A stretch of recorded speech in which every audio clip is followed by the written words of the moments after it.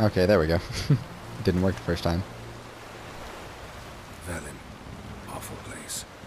Somehow Ciri wound up at the castle of the local ruler, a baron, self-proclaimed. This was after she was injured. Injured? Was it serious? Don't think so. Must have recovered because this baron sent her on to Novigrad. Think she was looking for you at the time. These witches Ciri came across, she was lucky to escape them. Witches? Creatures more like. Can't say exactly what they are, but they're dangerous. Very. Also ran into an old friend of ours in Velen, Kira. What on earth is Kira Metz doing in that wasteland? Hiding from witch hunters. Listen, she told me an elven mage had been there looking for Ciri. Good. You'll need to tell me more when we have some time. I mean, we're talking now. Been to Novigrad. Ciri was there, looking for a way to lift some curse. She's not there anymore. You're certain? Heard it from Dandelion, with no embellishments. Do you know any more about this curse? Not much. Ciri ran into some trouble, never finished what she went there to do. I recovered a phylactery. She was looking for a way to enchant it. I'll look at it later. How about you? What have you learned? Something strange happened on Ard Skellig a time ago. A disaster brought about by a burst of magic. Extraordinary, really. Natural anomaly. Never seen anything like it. My intuition tells me Syria was its cause. As much as I respect your intuition, Yen, we need something specific. Evidence. I'd know for certain if I was able to inspect the disaster zone. Unfortunately, Ermion and his druids aren't letting anyone near. Ermion's head of the Skellige Circle? Haven't seen him since... Since Ciri was a little girl. I doubt he'll do you any favors, not even for old time's sake. I do remember that when Geralt, wow, I forgot his name for a second. When Geralt rescued Ciri from the Dryads, I'm pretty sure he left her with a druid, so maybe that's who.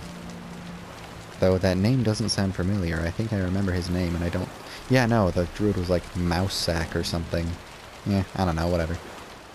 So why won't Ermion let you inspect the area of the anomaly? Call it a difference of opinion. A large, loud difference. Look, it's Krach. White Wolf. Greetings, Krach. You know me? I shall see you at the wake, and I'll not accept any excuses. I've an important matter to discuss with you. Does he know me? I shall wear black and white for the feast. I count on you to don something complimentary. Something that doesn't reek of 1,000 hunts. Oh. You know I can't stand new doublets. Just too tight till you break them in. And just like Krach, I'll not accept any excuses. We're not here to enjoy ourselves. We've matters to resolve and should dress appropriately. I've rented a room at the inn. Took the liberty of laying out some clothes for you there. You ought to go. Choose something. In the meantime, I've something to attend to. We'll meet at the entrance to the feast hall.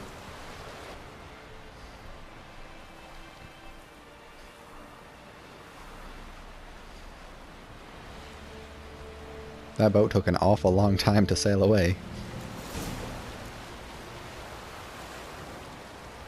Berna, Ermion.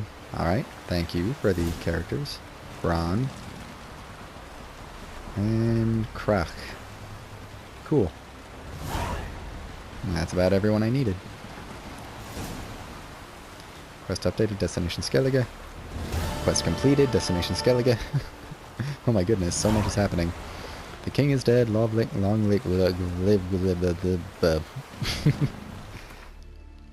That sounds like it's a reference to something. It sounds familiar. Crack on Krite, an old friend, okay, now we know that much, invited Geralt and Yennefer to a farewell feast for the recently departed King Bronn. One does not refuse such invitations in Skellige, and so, willing or not, Geralt had no choice but to meet Yennefer at the castle gates and attend the wake at her side. Had no choice. Yeah, it does seem like... It seemed like Yennefer was actually kind of somber about King Bronn, so... Yeah, I saw the black hair and the mole on her face, and I just immediately thought, oh, that must be Yennefer, but then I was like, I thought Yennefer was prettier than that. It can be difficult for a woman to gain the esteem of knights and warriors not accustomed to seeing female hands on the reins of power. It helps little when, like Birna, widow of King Bran of Skellige, the woman seeking power is filled with acrid disdain for her countrymen and their customs. Yeah. One might argue that disdain is a valid reaction when, in the case of the passing of a man of power who embodies tradition, those customs call on her to follow long since outdated ritual and cast herself on her husband's funeral pyre. Justified or not, Birna's desire to rewrite age-old Skellige traditions put her at odds with the Jarls and made it unlikely she would be remembered alongside Calanth of Sintra or Meve of Lyria as a successful and revered ruler.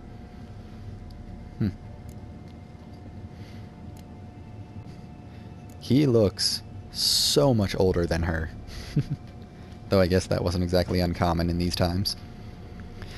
King Bran, former king of the Skellige Isles, lived a long and storied life. When he finally felt decrepitude taking a hold of him, he went into the woods to hunt a bear armed with only a knife, and thus ended his reign. Right, because the Viking folk do stuff like that. It was remembered as an honorable and respected one, though some complained he preferred raiding to confronting the Isle's long-term problems, and that he let his wife's tongue wag too freely.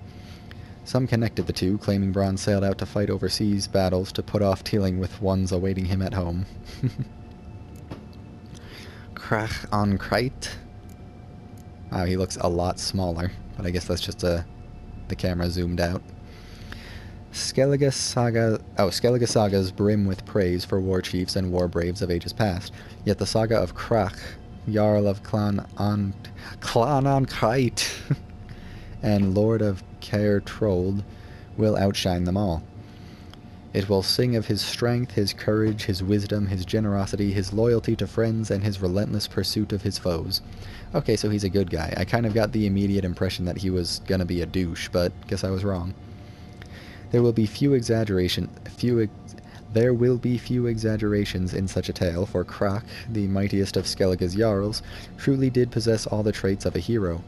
He roused terror in his enemies. In fact, Nilfgaardian mothers would use his name to frighten their children into obedience, and all in that empire spoke in hushed tones of the infamous Turth Ismuir, the wild boar of the sea who devastated coastal provinces during frequent and terrible raids.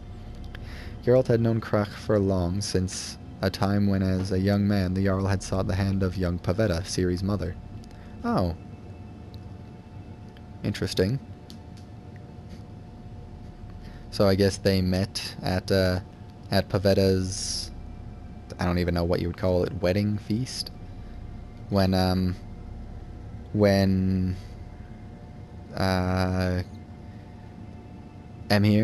went and claimed her hand, and then there was a fight, and then Pavetta almost killed everybody because she was a source, but Geralt stopped her, and then it broke the curse on Emhyr. Pretty sure I've already mentioned that, but I guess that makes sense. Ermion. Most druids in Skellige differ from the deeply rooted continental stereotype of a grey-bearded old man in white robes, bowing before sacred oaks, taming wyverns, and pestering local lords with petitions to add yet another species to the list of protected beasts. Ermion, Geralt's old acquaintance, was no exception in this regard. This stiff-bearded, spindly man was the leader of the druid circle in Skellige. He was also Jarl Krach an Kreit's advisor in matters of magic and the mystical, as well as on any and all issues requiring more refinement than a well-timed uppercut or a hard-swung axe.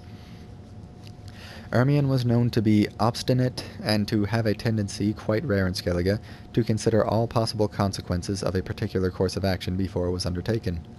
All this meant that conversing with him demanded a considerable amount of time and patience. Oh boy. Okay, we've already read this guy. And have we already read this guy? I don't think we have, actually. Geralt was not expecting to meet Bernard Ducat, former head of Temerian intelligence, in such circumstances.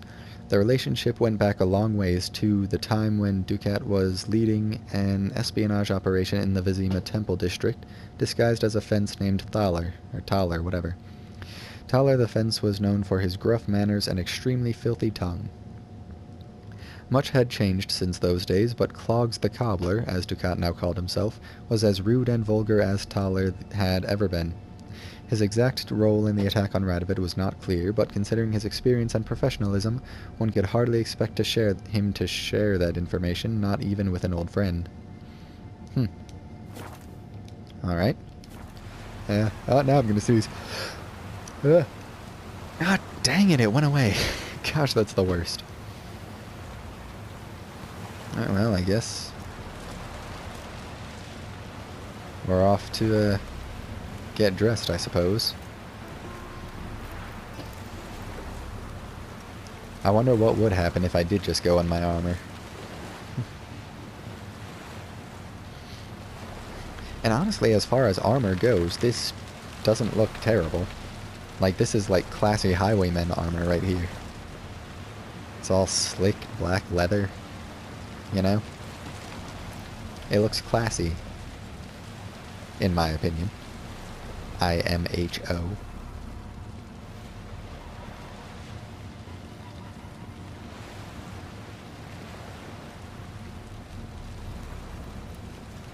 You okay there, buddy?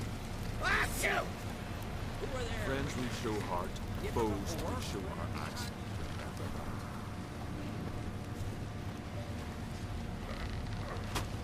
They're carving a totem pole. Oh, not a totem pole, just a shrine statue. Oh, wait, what? Did I miss something?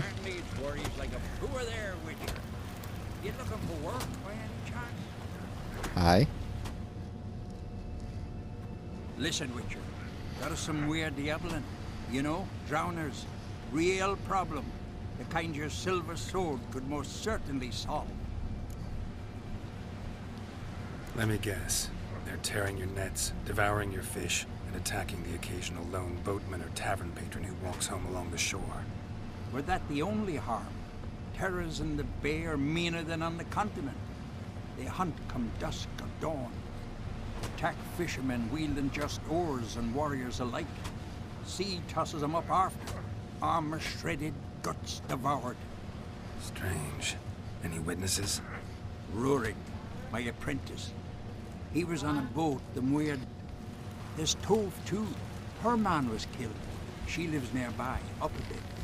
Sorry, none of it comes to mind. Those who see the beasts, meet him, well, they generally don't come back to dry land alive.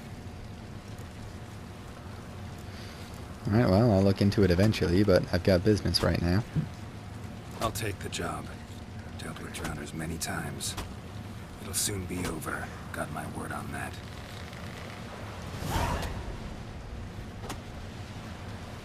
Something tells me it's not going to be as simple as drowners.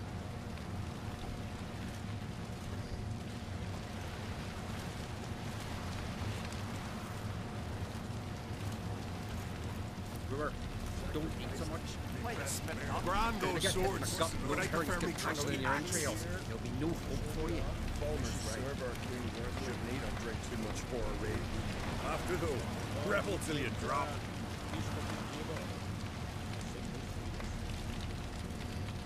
Gosh, I hate it when there are so many words going on at once. Slate bet on who of them could strangle a bear to death. First man grasp the beast's neck and then till he shot himself. What?